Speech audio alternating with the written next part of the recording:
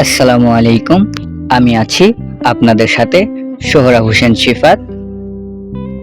ভ্রমণ মানেই নতুন কোনো গল্প, নতুন কোনো অনুভূতি।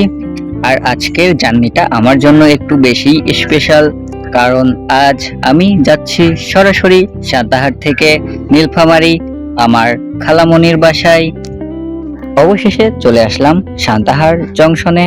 স্টেশনের এই চিরচেনা বাস্তবতা, ট্রেনের হুইলেস আর মানুষের আনাগোনা সব মিলিয়ে অন্য রকম একটা পরিবেশ। ট্রেন চলে এসেছে, এখন আমাদের ওঠার পালা।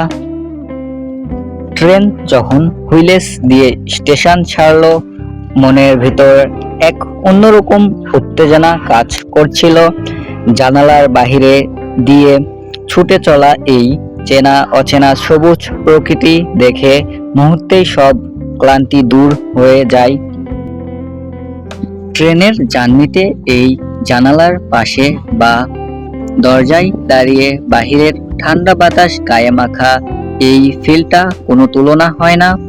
যত দূর চোখ যায় সবুজ আর সবুজ, প্রকৃতি যেন সেজেছে এক অপরূপ রূপে। ঠিক এই সময়ে আমাদের পাশ দিয়ে আরেকটি ট্রেন প্রচণ্ড গতিতে পার হয়ে গেল। ট্রেনের এই ক্রসিং এর দৃশ্যটা দেখতে আমার সবসময় দারুণ লাগে। ঝকঝক শব্দে পুরো চারপাশটা যেন কেঁপে ওঠে। ট্রেন একের পর এক ছোট বড় স্টেশন আর চিরচেনা গ্রামের পথ পেরিয়ে এগিয়ে চলছে তার গন্তব্যের দিকে। ট্রেনের এই অবিরাম ছুটে চলা দেখতে দেখতে কখন যে সময় কেটে যায় বোঝাই যায় না। বিকেলের নরম আলোয় চারপাশের পরিবেশটা আরো চমৎকার লাগছিল। দীর্ঘ যাত্রা শেষে ট্রেন এবার আস্তে আস্তে তার গন্তব্যের দিকে এগিয়ে যাচ্ছে। সব ক্লান্তি ভুলে অবশেষে পৌঁছে গেলাম আমার প্রিয় নীলফামারীতে।